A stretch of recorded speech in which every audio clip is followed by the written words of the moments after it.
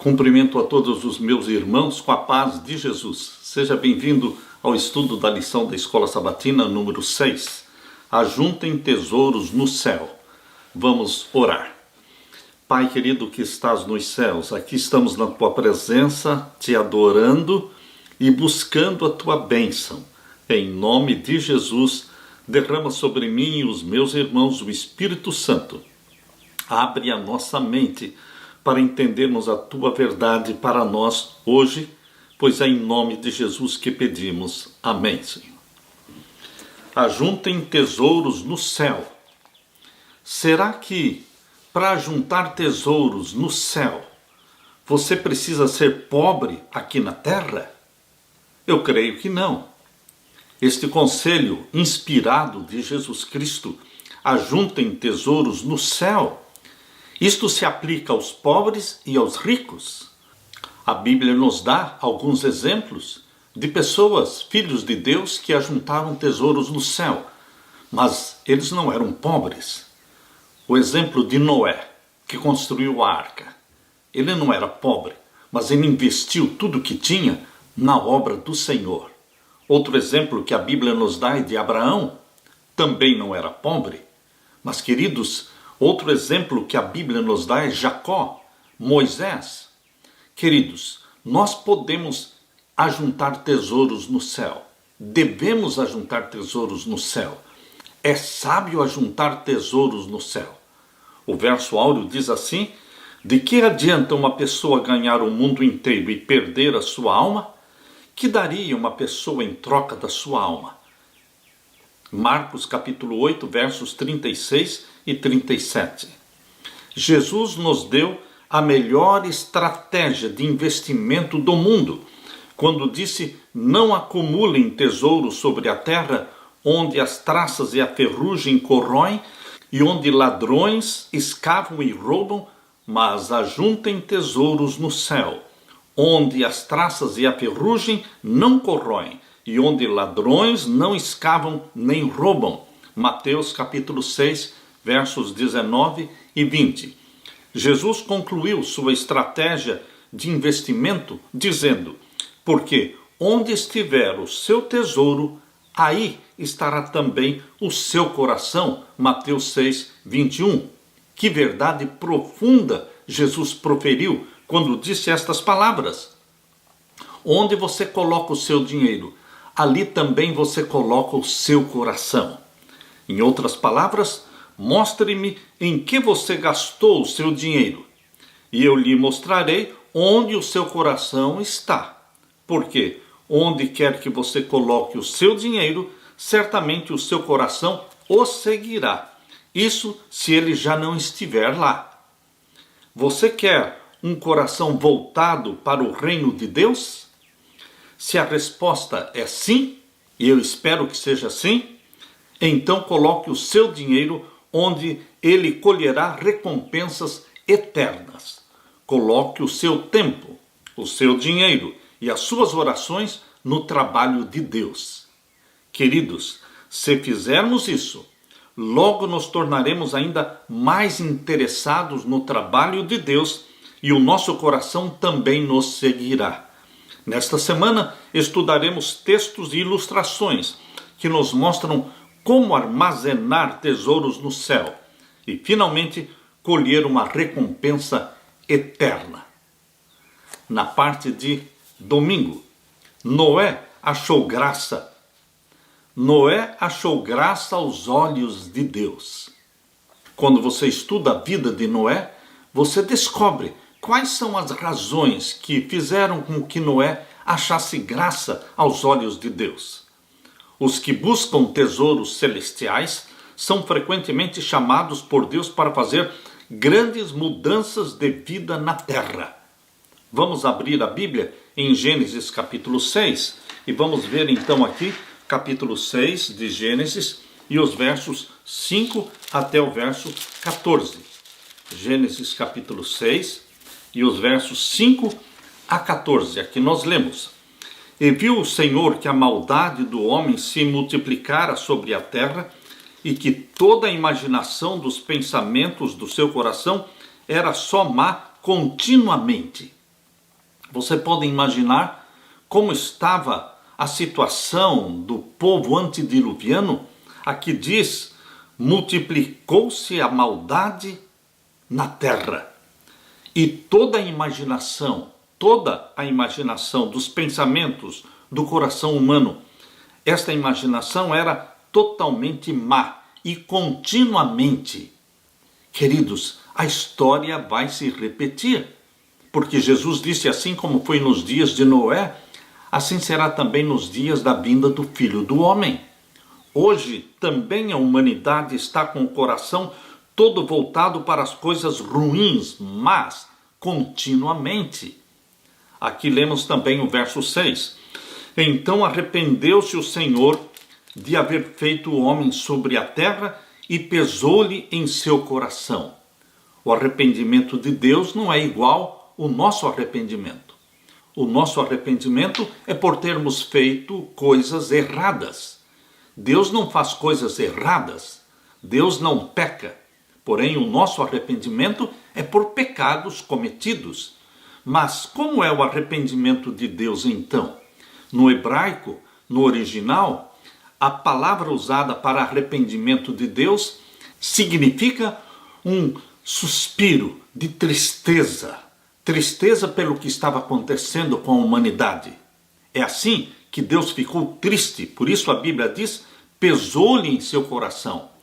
Este é o verdadeiro significado da palavra arrependimento em relação a Deus. Pesar no coração. Sentiu-se triste pelo que estava acontecendo com a família humana. Verso 7.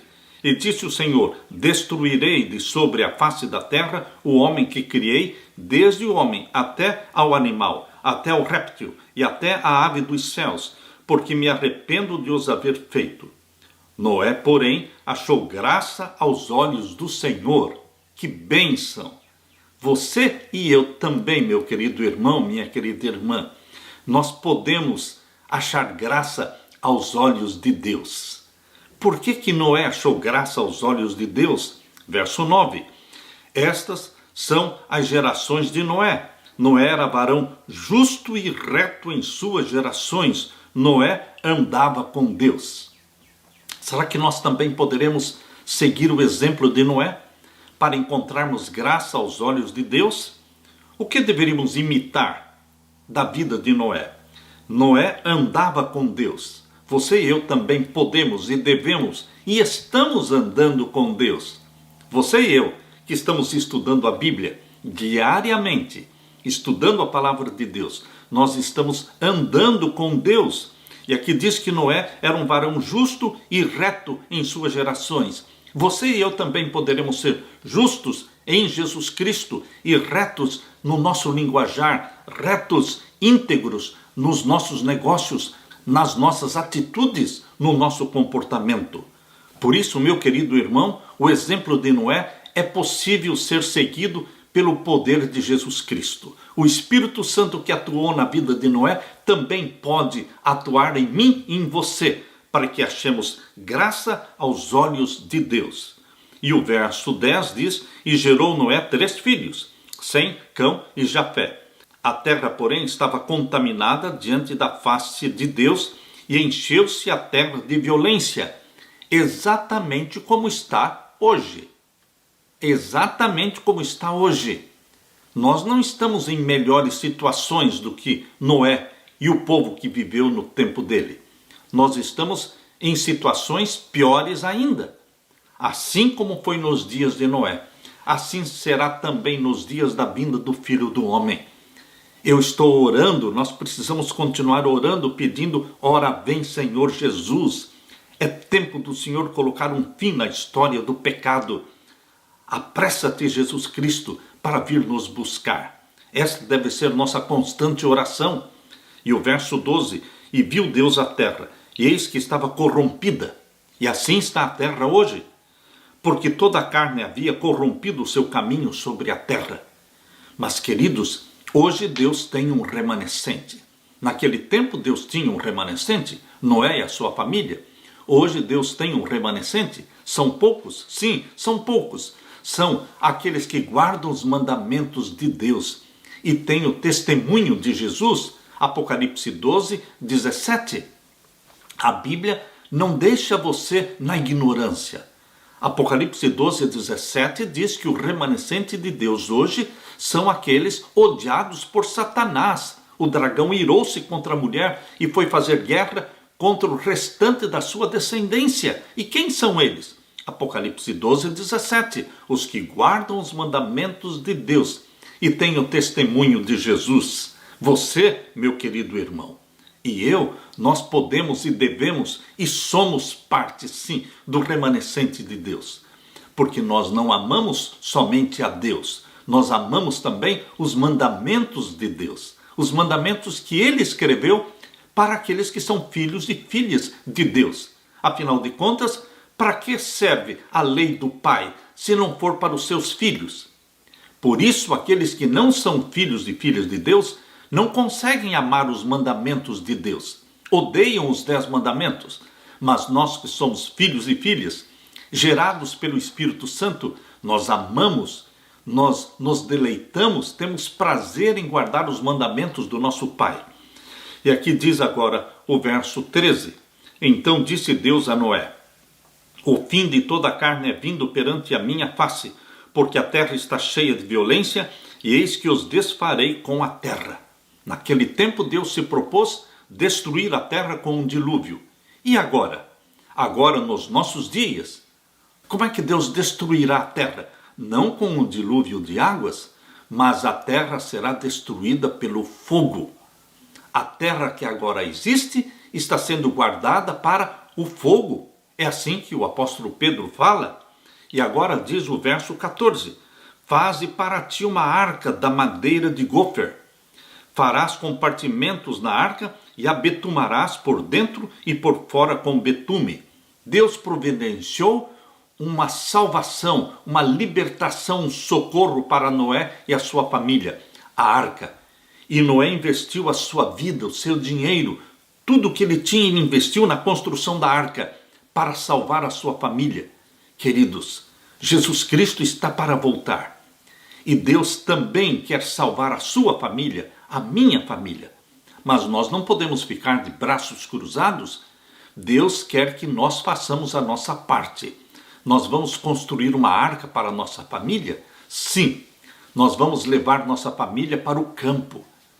Providenciar ali no campo um lugar para educar os nossos filhos, para amparar as nossas famílias neste tempo de crise, neste tempo de fome, uma fome intencional, porque dezenas e dezenas de companhias de alimentos, grandes companhias de alimentos no mundo, nos Estados Unidos e ao redor do mundo, estão sendo destruídas, queimadas. Intencionalmente eles estão programando fome, uma fome intencional. Por isso nós temos que viver no campo, onde você pode plantar e colher e ter a sua água. Meu querido irmão, vamos construir uma arca para a nossa família, providenciar um lugar onde nós possamos viver estes últimos dias na presença do nosso Deus, o nosso Pai. Ele vai prover um lugar para você. Não desista. Assim como Deus pediu para Noé construir uma arca, Deus também está provendo salvação, um lugar mais seguro, onde não haverá tanto sofrimento, porque quem estiver vivendo nas cidades não estará pecando, mas certamente vai sofrer mais. Noé poderia ter gasto seu tempo e recursos construindo uma casa para si mesmo, mas escolheu fazer uma mudança drástica em sua vida e passar 120 anos seguindo o chamado de Deus para construir uma arca. Muitos céticos, incrédulos, classificam a história do dilúvio como sendo um mito, com base em especulações científicas sobre as leis da natureza. Dizem ser o dilúvio um mito. Mas nós cremos na palavra de Deus, e a palavra de Deus diz que houve sim um dilúvio universal. O mundo antediluviano raciocinava que durante séculos as leis da natureza haviam sido fixas. As estações periódicas tinham vindo em sua ordem. Até ali nunca havia caído chuva sobre a terra. A terra era regada por uma neblina, uma espécie de orvalho. Os rios jamais haviam passado seus limites, mas com segurança tinham levado suas águas para o mar. Imutáveis decretos haviam impedido as águas de transbordarem. Isso é o que Ellen White escreveu no livro Patriarcas e Profetas, página 96. Queridos, antes do dilúvio, as pessoas argumentavam que jamais poderia haver uma inundação. Mas qual era a base deles? Com base em uma compreensão defeituosa da realidade. Porém, hoje, após o dilúvio, da mesma forma, os incrédulos argumentam que este dilúvio nunca aconteceu. Mas é incontestável as provas que você pode encontrar no mundo hoje, provando que realmente o dilúvio universal aconteceu. Queridos, a Bíblia diz também que as pessoas serão céticas, incrédulas no tempo do fim. Nesta geração, que é a última, serão céticos em relação aos eventos do tempo do fim, como foi no tempo de Noé. Por isso eu convido você para abrir a sua Bíblia e ler comigo a segunda carta de Pedro. A segunda carta de Pedro, capítulo 3, e os versos 3 a 7. Segunda carta de Pedro, capítulo 3, e os versos 3 até o verso 7. Aqui nós lemos: sabendo primeiro isto, que nos últimos dias virão escarnecedores andando segundo as suas próprias concupiscências, e dizendo: onde está a promessa da sua vinda? Porque desde que os pais dormiram, todas as coisas permanecem como desde o princípio da criação. Eles voluntariamente ignoram isto. Voluntariamente ignoram isto, que pela palavra de Deus, já desde a antiguidade existiram os céus e a terra, que foi tirada da água e no meio da água subsiste, pelas quais coisas pereceu o mundo de então, coberto com as águas do dilúvio. Mas os céus e a terra que agora existem, pela mesma palavra, se reservam como tesouro e se guardam para o fogo, até o dia do juízo e da perdição dos homens ímpios. Assim como o mundo foi destruído pelas águas, agora o mundo será destruído pelo fogo. Queridos, nós não sabemos o dia e a hora da volta de Jesus. O que importa é que, como Noé, façamos o que Deus nos pede que façamos. Enquanto aguardamos a promessa da volta de Jesus, o que importa é que, como Noé, façamos o que Deus nos pede, enquanto estamos aguardando a promessa, mesmo que, como foi nos dias de Noé, isso traga mudanças radicais à nossa vida. O ponto que me chama a atenção na vida de Noé, meu querido irmão, minha querida irmã, é que Noé foi obediente. O mundo cristão hoje detesta a palavra obediência. Querem a salvação, mas não querem obedecer. Querem dizer estou salvo em Jesus Cristo, mas não pensam em guardar os mandamentos de Deus. Queridos, é impossível você separar a palavra obediência, porque Deus salva, mas Deus nos salva para obedecer os mandamentos dele. Noé obedeceu, por mais absurda que fosse a ordem de Deus de construir uma arca, porque nunca tinha chovido sobre a terra, mas por mais absurda que tenha sido a ordem de Deus para construir uma arca, Noé construiu esta arca durante 120 anos, investindo tudo que tinha, tudo que possuía nesta obra, neste projeto.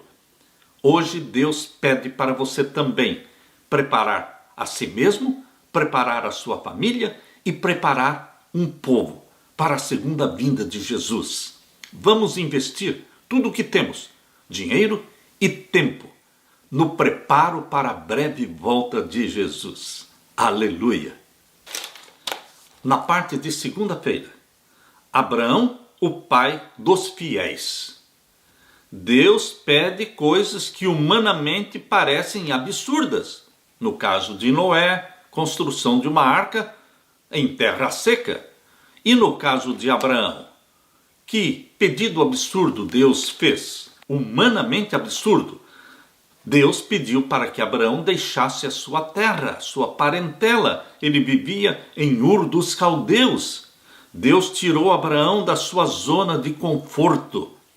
Deus chamou Abraão para deixar sua terra natal e seus parentes para ir a uma terra que ele lhe mostraria. Embora não sejam dados detalhes, Abraão teve que deixar a terra do seu nascimento e o lugar em que passou os seus primeiros anos, e certamente não foi uma decisão fácil para Abraão. Sem dúvida, ele abriu mão de algum prazer terrestre e de conveniências para fazer o que Deus estava mandando. Deus quer tirar você e eu da zona de conforto, e Deus tem também pedidos para você nos dias de hoje, assim como teve para Abraão. A princípio, quando Abraão deixou Ur dos Caldeus, ele não foi sozinho. O seu pai e a sua mãe, eles foram com ele. Foi também seu sobrinho Ló. Nós lemos isso em Gênesis capítulo 11. Abra sua Bíblia em Gênesis capítulo 11 e vamos ver então o verso 31 e 32. Gênesis capítulo 11 e o verso 31 e 32. Aqui nós lemos: E tomou Terá a Abrão seu filho, e a Ló, filho de Harã, filho do seu filho, e a Sarai sua nora, mulher do seu filho Abrão, e saiu com eles de Ur dos Caldeus para ir à terra de Canaã, e vieram até Harã e habitaram ali. E foram os dias de Terá 205 anos, e morreu Terá em Harã. Então, a Bíblia deixa claro de que quando Abrão deixou Ur dos Caldeus, ele veio com os seus pais. E eles então se localizaram em Harã, e ali se demoraram em Harã. E ali em Harã morreu Terá, o pai de Abraão. E depois que Terá morreu, Deus falou novamente com Abraão para que ele deixasse Harã e fosse em direção então à terra de Canaã. Por isso nós lemos em Gênesis capítulo 12, verso 1 até o verso 3. Ora, o Senhor disse a Abraão: sai-te da tua terra e da tua parentela e da casa do teu pai para a terra que eu te mostrarei. Entendendo que agora Abraão estava vivendo em Harã. Agora ele deveria sair de Harã em direção à terra que Deus lhe mostraria, que era a terra de Canaã. E o verso 2 diz: e far-te-ei uma grande nação, e abençoar-te-ei e engrandecerei o teu nome, e tu serás uma bênção. Eu amo esse texto de Gênesis 12, o finalzinho do verso 2. E tu serás uma bênção. Quando você está com Deus, quando Jesus Cristo está vivendo em você, quando o Espírito Santo se apossa da sua vida, meu querido irmão, você se torna uma bênção. Aquilo que Deus falou de Abraão, ele fala também de você, ele fala também para mim: sê tu uma bênção na comunidade, uma bênção na família. Onde Abraão ia, ele era uma bênção. E assim deve ser com você e comigo. Afinal de contas, nós somos templos do Espírito Santo. O Espírito Santo em nós habita. E nós exalamos o perfume de Cristo onde quer que vamos. Por isso aqui diz no capítulo 12 de Gênesis, o verso 3. E abençoarei os que te abençoarem, e amaldiçoarei os que te amaldiçoarem, e em ti serão benditas todas as famílias da terra. Deus tem uma bênção na sua vida, e você também será uma bênção na vida das pessoas. Este foi um grande evento transformador na vida para Abraão e sua família. Pela fé, Abraão, quando chamado, obedeceu a fim de ir para um lugar que devia receber como herança, e partiu sem saber para onde ia. Hebreus capítulo 11 e o verso 8. Aquela obediência inquestionável de Abraão é uma das provas mais notáveis de fé a ser encontrada em toda a Bíblia. Esta mesma fé Deus requer de você. Por isso somos descendentes de Abraão, porque herdamos esta mesma fé. A maioria das pessoas não estaria desejosa de deixar sua pátria, amigos e familiares. Mas Abraão fez isso. ele estava satisfeito em estar onde Deus queria que ele estivesse. Por mais estranho que possa parecer, Abraão, Isaque e Jacó não receberam essa terra. Contudo, permaneceram fiéis a Deus de toda maneira. Hebreus capítulo 11 e os versos 8 a 13. Abra sua Bíblia. Hebreus capítulo 11 e os versos 8 até o verso 13. Aqui nós lemos: pela fé, Abraão, sendo chamado, obedeceu, indo para um lugar que havia de receber por herança, e saiu sem saber para onde ia. É fácil eu ler este texto. É fácil ler. O difícil é fazer o que Abraão fez. Sair sem saber para onde ia. Pela fé. Por isso ele foi chamado o pai da fé. Verso 9. Pela fé habitou na terra da promessa, como em terra alheia, morando em cabanas com Isaque e Jacó, herdeiros com ele da mesma promessa, porque esperava a cidade que tem fundamentos, da qual o artífice e construtor é Deus. Pela fé também a mesma Sara recebeu a virtude de conceber e deu à luz já fora da idade, porquanto teve por fiel aquele que lhe o tinha prometido.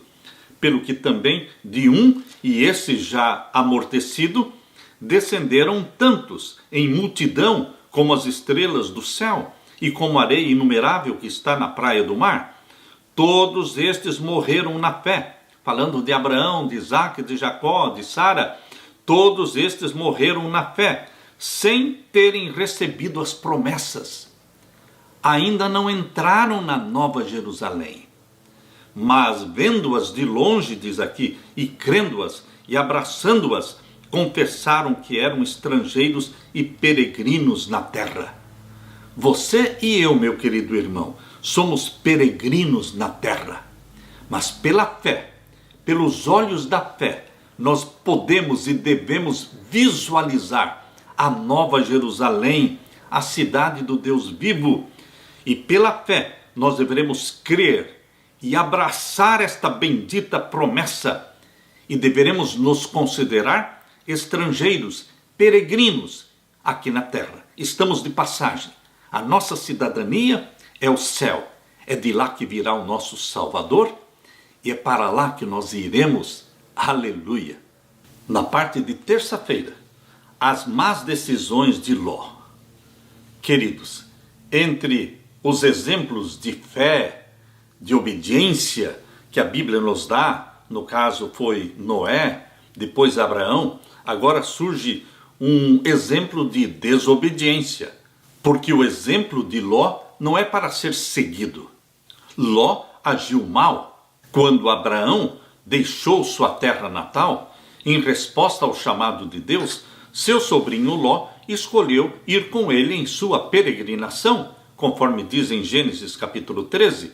Ali registra que o Senhor abençoou Abraão até que ele era muito rico, possuía gado. A principal medida de riqueza naquela cultura era o gado e também o acúmulo de prata e de ouro, conforme diz em Gênesis capítulo 13, verso 2. Ló também tinha rebanhos, gado e tendas. Gênesis capítulo 13, verso 5. Ambos, Abraão e Ló, ficaram tão ricos com seus extensos rebanhos de gado que não podiam continuar morando juntos. A fim de evitar conflitos entre os seus pastores, Abraão ofereceu a Ló a escolha de onde ele gostaria de viver. Ló deveria ter concedido o direito a Abraão de escolher primeiro, por ser o mais velho e porque ele, Ló, devia sua própria prosperidade à sua conexão com o patriarca Abraão. No entanto, queridos, Ló, ele não demonstrou gratidão ao seu benfeitor e com egoísmo quis o que considerou a melhor terra disponível. Ló agiu de forma egoísta, gananciosa e desrespeitosa. Ló, infelizmente, teve que colher as consequências da sua decisão. Abra sua Bíblia e vamos ver então Gênesis capítulo 13 e os versos 10 a 12. Gênesis capítulo 13 e os versos 10 a 12. Aqui nós lemos: E levantou Ló os seus olhos, e viu toda a campina do Jordão, que era toda bem regada antes do Senhor ter destruído Sodoma e Gomorra, e era como o jardim do Senhor, como a terra do Egito, quando se entra em Zoar. Então Ló escolheu para si toda a campina do Jordão, e partiu Ló para o oriente, e apartaram-se um do outro.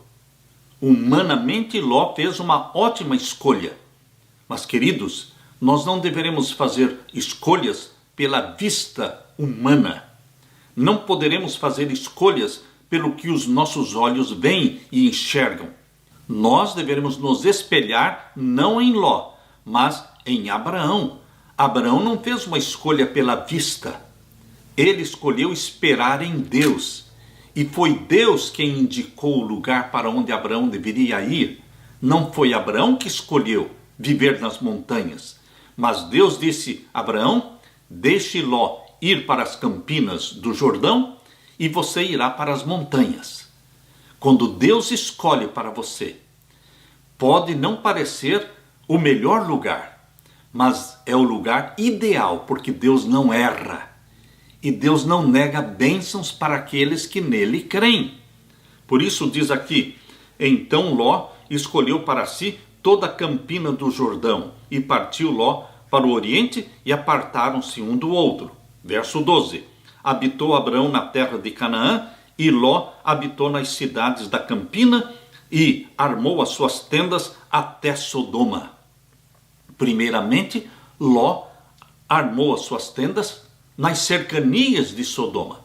Quem sabe 30, 40 ou 50 quilômetros de distância de Sodoma. Ele não teve coragem de ir morar dentro da cidade de Sodoma a princípio, mas ele morava nas cercanias. Ele não queria pecar, mas ele gostaria de estar próximo da cidade pecaminosa.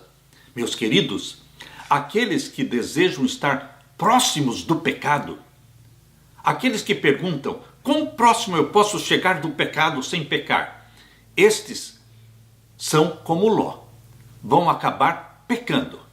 Vão acabar perdendo a sua própria família. Porque quando os dois anjos vieram visitar Ló, ele não estava morando nas cercanias de Sodoma. Ele estava morando no centro de Sodoma. É para lá que o desejo egoísta de Ló e da sua família, é para lá que o desejo egoísta os levou. Queridos, nosso exemplo não é Ló. Nosso exemplo é Abraão. E aqui diz em Gênesis capítulo 13 e o verso 13: ora, eram maus os varões de Sodoma e grandes pecadores contra o Senhor. Por que escolher viver entre os maus varões de Sodoma? Por que escolher entre os maus habitantes das grandes cidades corrompidas de hoje? Eu pergunto para você. Nós deveremos usar estes ensinamentos bíblicos aplicando-os para a nossa vida hoje, nós que vivemos no tempo do fim. Por que escolheríamos colocar nossa família no centro das cidades corrompidas do mundo? Queridos, o exemplo de Ló mostra que ele fez uma péssima decisão, porque ele perdeu a família, perdeu a esposa, perdeu as filhas. E o que nós estamos fazendo hoje com as nossas famílias? Aqui diz o verso 14: e disse o Senhor a Abraão, depois que Ló se apartou dele: levanta agora os teus olhos, e olha desde o lugar onde estás, para a banda do norte, e do sul, e do oriente, e do ocidente. Porque toda esta terra que vês, te hei de dar a ti e a tua semente para sempre. E farei a tua semente como o pó da terra, de maneira que, se alguém puder contar o pó da terra, também a tua semente será contada. Levanta-te, percorre esta terra, no seu comprimento e na sua largura, porque a ti a darei. E Abrão armou as suas tendas e veio e habitou nos carvalhais de Manre, que estão junto a Hebrom, e edificou ali um altar ao Senhor. Queridos, quão diferente foi a atitude de Abraão. Diferente da atitude desastrosa de Ló. Queridos, Ló agiu pela vista, pelo que via. Mas Abraão agiu pela fé. Os olhos físicos não enxergam o futuro, mas pelos olhos da fé você enxerga a vontade de Deus para a sua vida. Por mais fácil que tenha sido para Ló justificar sua decisão de se mudar para a cidade de Sodoma, a situação não foi tão boa para ele ali. No entanto, quando Abraão ouviu sobre o que lhe havia acontecido, que ele tinha sido feito cativo, Abraão poderia ter dito: Ló, você colheu o que você plantou. Porém, queridos, Abraão não agiu assim. Em vez disso, a Bíblia diz em Gênesis 14 que Abraão veio em socorro de Ló para libertá-lo do cativeiro, ele e a sua família. Às vezes, em nossa ganância, queridos, não aprendemos algumas lições, porque depois de Ló ter sido feito cativo, depois da guerra que Abraão venceu e libertou Ló e a sua família, a Bíblia diz que Ló voltou a morar em Sodoma. Como pode? Você consegue entender? Ló não aprendeu a lição.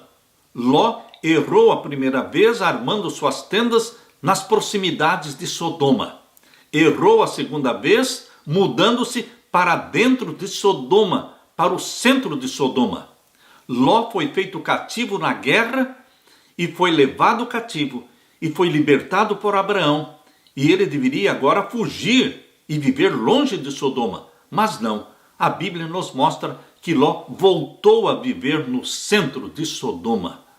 Meu querido irmão, minha querida irmã, quantas vezes as coisas precisam dar erradas? Quantas vezes Deus tem que mostrar para você para que você tome uma decisão certa? Ló foi muito teimoso, muito egoísta, muito ganancioso. Por isso ele perdeu a família inteira. Que não aconteça com você, meu querido irmão. Vamos ser sensíveis àquilo que Deus nos pede. Às vezes, em nossa ganância, não aprendemos, assim como Ló não aprendeu. Mas em sua graça, Deus avisou Ló de que Sodoma e Gomorra seriam destruídas. E Ló saiu de Sodoma com a sua esposa e com as suas filhas. Mas a esposa olhou para trás e se tornou uma estátua de sal. E as suas filhas eram já mulheres corrompidas, porque elas embebedaram o pai. Ló foi embebedado pelas filhas e elas fizeram sexo com ele para ter uma geração. Mas a geração que veio das filhas de Ló foi uma geração amaldiçoada por Deus. Queridos, Gênesis capítulo 18 e os versos 20 a 33 mostra o plano de Deus de destruir Sodoma e Gomorra pelo fogo que veio do céu. Abra sua Bíblia em Gênesis capítulo 18 e vamos ver então os versos 20 até o verso 33. Aqui nós lemos: Disse mais o Senhor: Porquanto o clamor de Sodoma e Gomorra se tem multiplicado e porquanto o seu pecado se tem agravado muito, descerei agora e verei se com efeito tem praticado segundo este clamor que é vindo até mim, e se não, sabê-lo-ei. Então viraram aqueles varões o rosto dali e foram-se para Sodoma, ou seja, os dois anjos. Mas Abraão ficou ainda em pé diante da face do Senhor, ou seja, Jesus Cristo permaneceu ali, junto com Abraão, enquanto os dois anjos foram até Sodoma. E o verso 23, aqui nós lemos: E chegou-se Abraão dizendo: Destruirás também o justo com o ímpio? Se porventura houver 50 justos na cidade, destruí-los-ás também, e não pouparás o lugar por causa dos 50 justos que estão dentro dela? Longe de ti que faças tal coisa, que mates o justo com o ímpio, que o justo seja como o ímpio, longe de ti seja, não faria justiça o juiz de toda a terra? Então disse o Senhor: Se eu em Sodoma achar 50 justos dentro da cidade, pouparei a todo lugar por amor deles. E respondeu Abraão dizendo: Eis que agora me atrevi a falar ao Senhor, ainda que sou pó e cinza. Se porventura faltarem de 50 justos 5, destruirás por aqueles 5 toda a cidade? E disse: Não a destruirei. Se eu achar ali 45. E continuou ainda a falar-lhe, disse, se porventura se acharem ali 40. E disse, não o farei por amor dos 40. Disse mais, ora, não se ire o Senhor, se eu ainda falar. Se porventura se acharem ali 30. E disse, não o farei se achar ali 30. E disse, eis que agora me atrevi a falar ao Senhor, se porventura se acharem ali 20. E disse, não a destruirei por amor dos 20. Disse mais, ora, não se ire o Senhor, que ainda só mais esta vez falo, se porventura se acharem ali 10. E disse, não a destruirei por amor dos 10. E foi-se o Senhor quando acabou de falar a Abraão, e Abraão tornou ao seu lugar. Queridos, a Bíblia conta a história de Sodoma e Gomorra. E não existiam 10 justos em Sodoma e Gomorra. Na realidade, não existiam nem 3 e nem 2 justos. O único justo que vivia em Sodoma era Ló. Por isso, meu querido irmão, Deus queimou estas cidades sodomitas. A Bíblia nos ensina, meus queridos, que as grandes cidades corrompidas não são o lugar apropriado para o povo de Deus viver e onde deveriam criar os seus filhos, não. A história está nos contando, a história está nos advertindo. Por causa da preocupação de Abraão com Ló e a sua família, ele intercedeu para que Deus poupasse a cidade caso encontrasse nela uma quantidade de pessoas justas, e começando com 50 e indo até 10. Em harmonia com seu amor, Deus não parou de conceder misericórdia até que Abraão parou de perguntar. Os 2 anjos pessoalmente libertaram Ló, sua esposa e suas 2 filhas. Mas a sua esposa olhou para trás e se tornou uma estátua de sal. Ló entrou em Sodoma como um homem rico e saiu dela como um homem pobre, não possuindo nada. Nem mesmo a esposa, nem mesmo as filhas ele conseguiu salvar, porque as filhas eram corrompidas na mente, corrompidas com a licenciosidade, com a imoralidade de Sodoma. Não seja um Ló que pôs a família a perder. Entre viver nas grandes cidades e viver no campo, Deus escolheu para o seu povo a vida no campo, onde você pode criar os filhos para a honra e glória de Deus. Meu querido irmão, pergunte para Deus, que queres que eu faça, Senhor? Onde o Senhor quer que eu viva? Onde o Senhor quer que eu estabeleça a minha casa? Deus vai dirigir a sua vida, meu querido irmão, assim como dirigiu a vida de Abraão. Mas não sejamos loucos, egoístas, gananciosos, avarentos, como foi Ló. Vamos imitar Abraão, porque a Bíblia diz que Abraão era amigo de Deus e andava com Deus.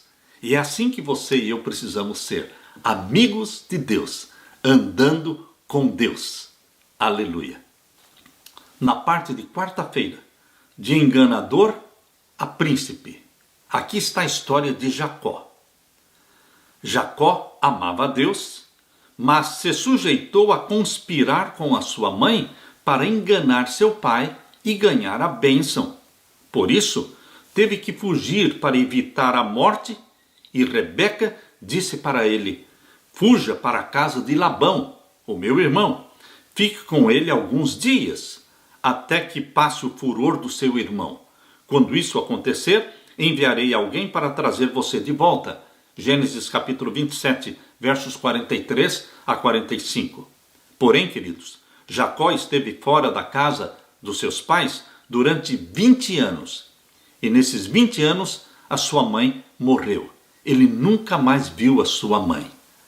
Depois de 20 anos, quando Jacó voltou, ainda encontrou seu pai vivo, mas nunca mais viu a sua querida mamãe.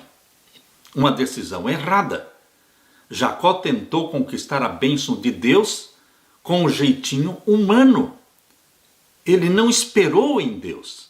Também a sua mãe, Rebeca, não esperou em Deus. Mas Deus foi misericordioso, porque Deus perdoa os nossos pecados. Deus perdoou o pecado de Rebeca, Deus perdoou o pecado de Jacó, mas eles colheram as consequências de uma separação. Jacó vai rever a sua mãe, sim, na volta de Jesus, na ressurreição. Mas, queridos, ele não precisava ter passado por todo este sofrimento. Deus prometeu dar a ele a bênção e Deus daria a ele a bênção. Ele não precisava ter dado o jeitinho humano para enganar, para mentir, para conseguir a bênção. Abra sua Bíblia em Gênesis capítulo 32.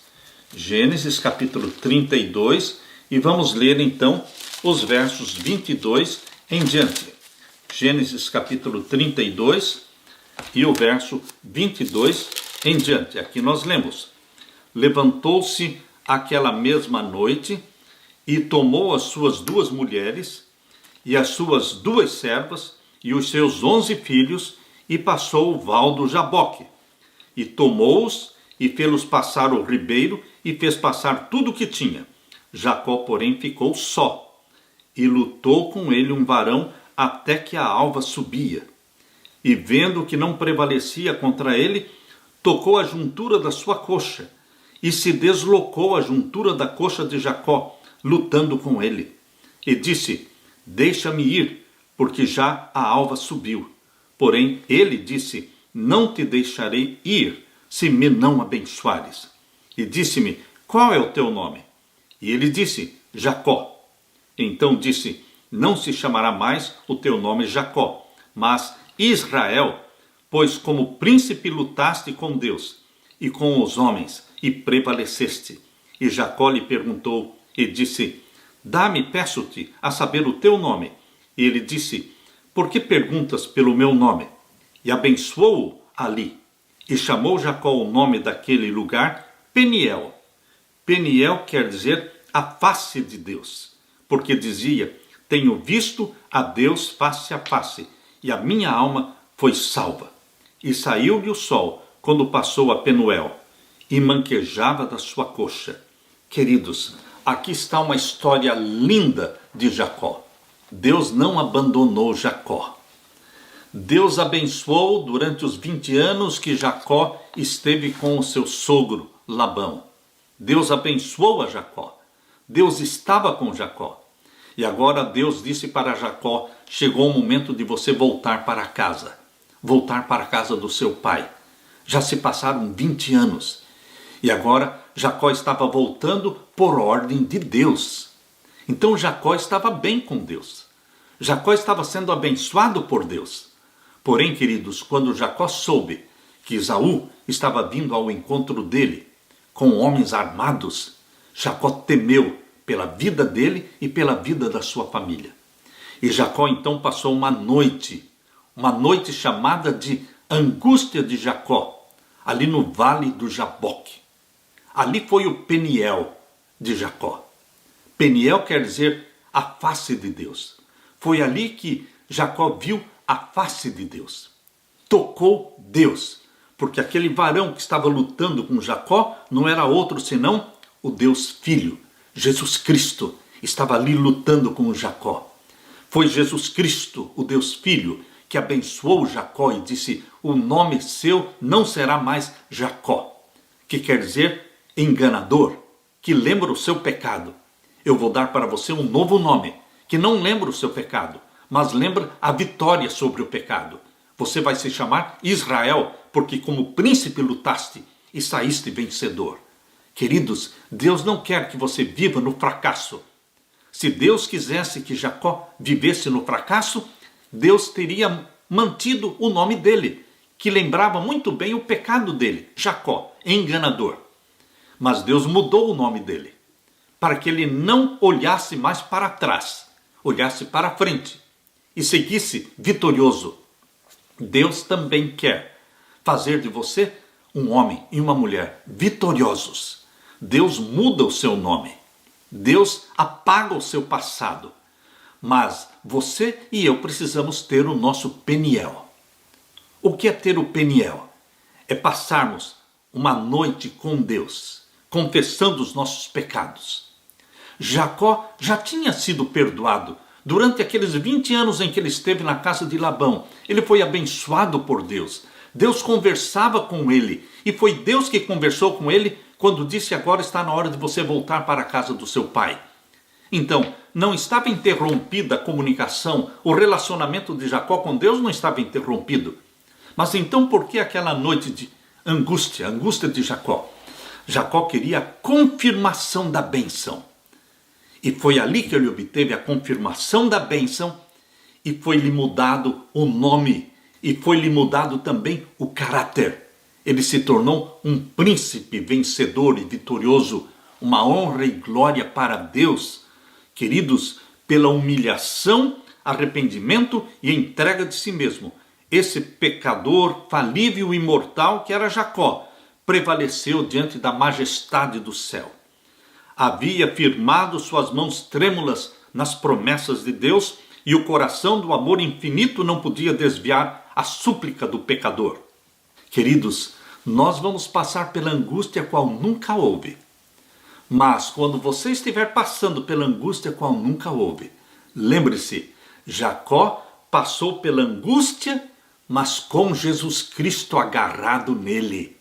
Ele estava lutando com Jesus Cristo. Um estava tocando no outro, e ele teve a bênção de Jesus. Quando você estiver passando pela angústia qual nunca houve, lembre-se, você não está passando por uma angústia sozinho. Você está com Jesus. Jesus está agarrado em você. E você tem que se agarrar a Jesus também, como Jacó, dizendo: não te deixarei ir se não me abençoares. E Jesus tem uma bênção para você exatamente no momento da angústia. Deus tem uma bênção para você. E você poderá dizer: este foi o meu Peniel. Aqui eu vi a face do meu Deus. Que você também tenha o seu Peniel, meu querido irmão, minha querida irmã. Peniel é o encontro com Deus, é o apego a Deus, é a intimidade com Deus, é a mudança do nosso nome, é a mudança do nosso caráter. Tudo isso está envolvido na palavra Peniel. Não desista do seu Peniel. Passe tempo com Jesus Cristo e Ele tem uma bênção especial para você. Aleluia! Na parte de quinta-feira, Moisés no Egito. Que exemplo para ser imitado, o exemplo de Moisés. Este servo do Deus vivo. Moisés foi mantido vivo na providência de Deus, que atuou por meio de uma mãe empreendedora e de uma irmã carinhosa. Quando a filha do faraó encontrou o bebê no cesto de junco, ela pediu à sua mãe hebreia que cuidasse dele e pagou-lhe para fazer isso. Que desafio abençoado para uma mãe escrava. Joquebede teve 12 anos para ensinar o seu filho a orar, confiar em Deus e honrá-lo, e moldar seu caráter para uma vida de serviço. Durante anos, Moisés foi treinado nas cortes reais do Egito, e Moisés foi educado em toda a ciência dos egípcios e era poderoso em palavras e obras. Assim está escrito em Atos 7, 22. Já adulto, Moisés tomou uma decisão que mudou sua vida e o curso da sua história. Abra sua Bíblia e vamos ler Hebreus capítulo 11. Hebreus capítulo 11 e os versos 24 a 29. Hebreus capítulo 11. Aqui nós lemos. Hebreus capítulo 11 e os versos 24 a 29. Pela fé, Moisés, sendo já grande, recusou ser chamado filho da filha de Faraó, escolhendo antes ser maltratado com o povo de Deus do que por um pouco de tempo ter o gozo do pecado.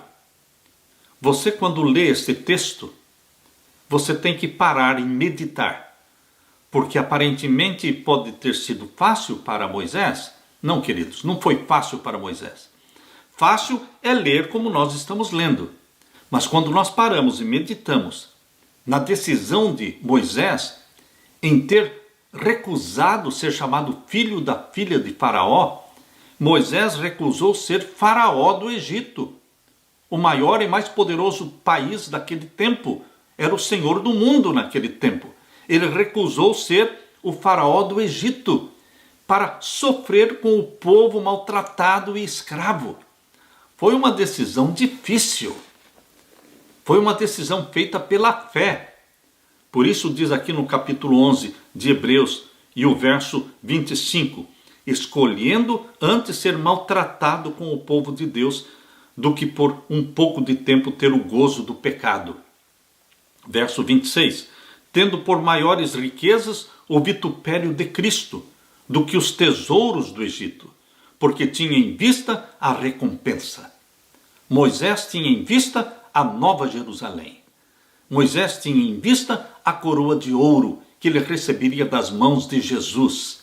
E o verso 27 diz, pela fé Moisés deixou o Egito, não temendo a ira do rei, porque ficou firme como vendo o invisível.